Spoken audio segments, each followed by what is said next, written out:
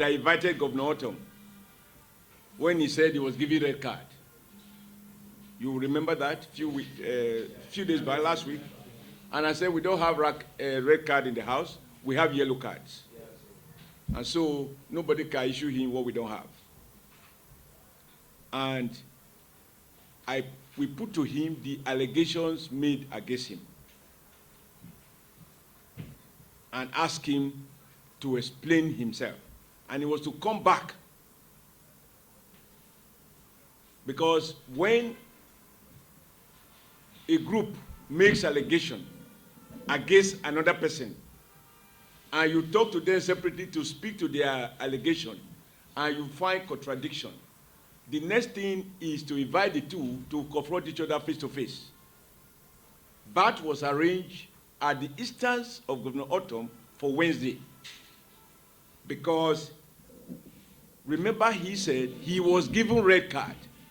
When we called the people there, they said, yes, we will not feed him, or if he must be feeded, he will have to work for it, but they are not going to throw it at him because they fear that he has nothing on the ground.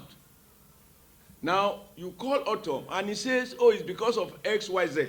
But at least he did not deny the fact that he has not had anything to show for 3.5 years of stewardship, except to say that he spent a lot of money on security. He never told us that it was about sharing Paris Club or no Paris Club.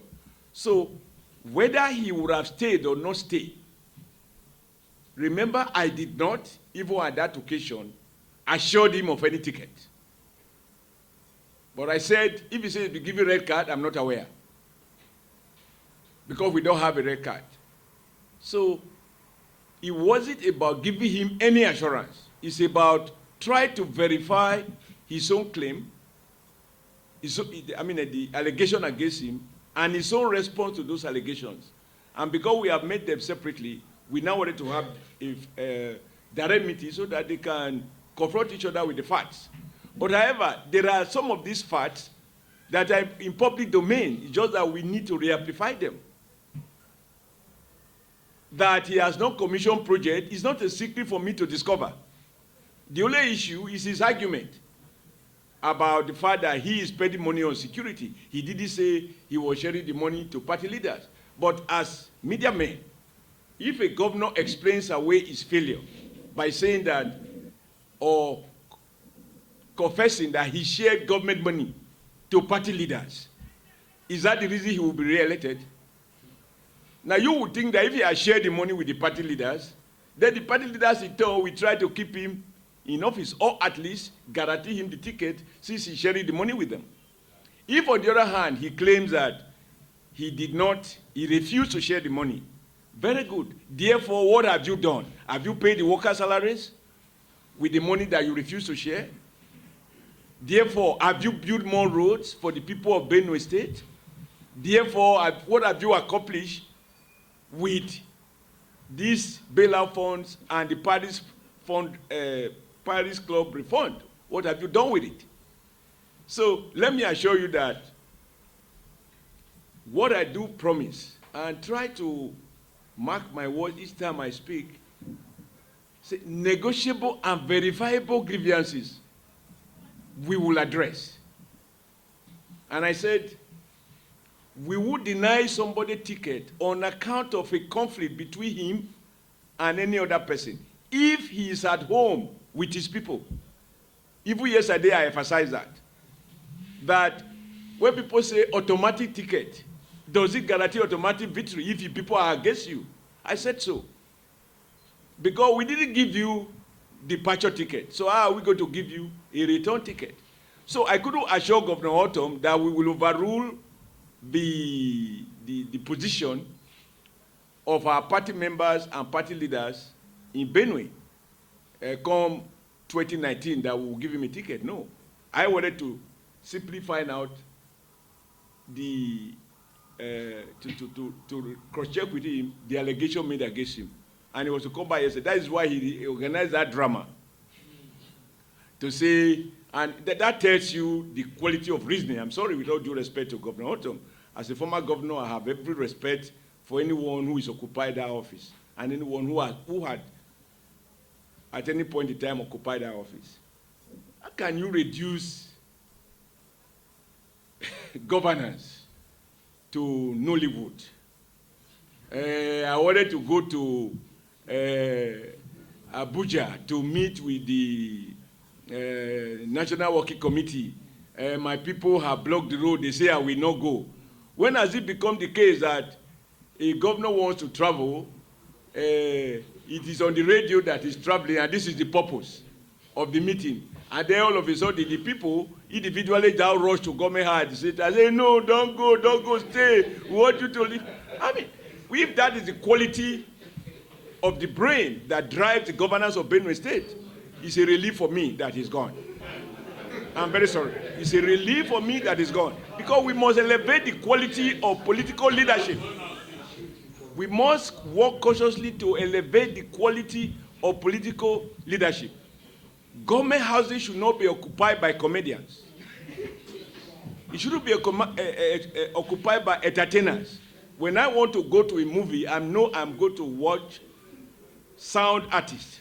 If I'm going to a nightclub, I know I'm going to listen to musicians. When I'm going to government house, I expect to meet statesmen or stateswomen, not jokers.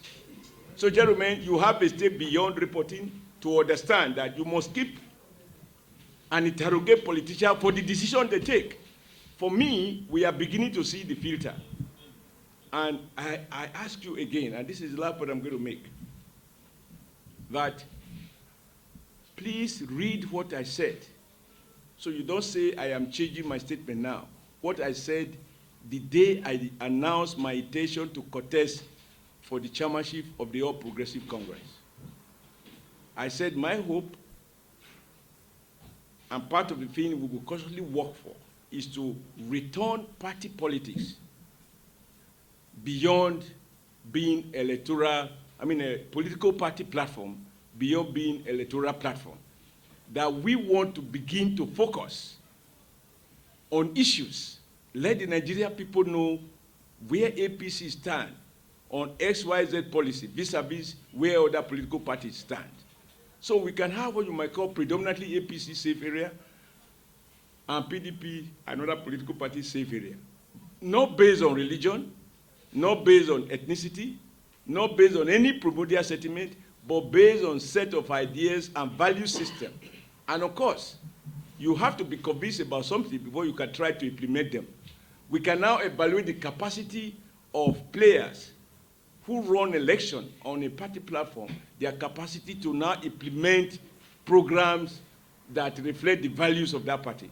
What has happened over the years, for me, is not sustainable. And let's not dismiss ourselves that Nigeria has always been like this. No, it wasn't always like that. In the First Republic, people knew the difference between various political parties. Even up to MPN and UPN days, people knew that MPN was talking of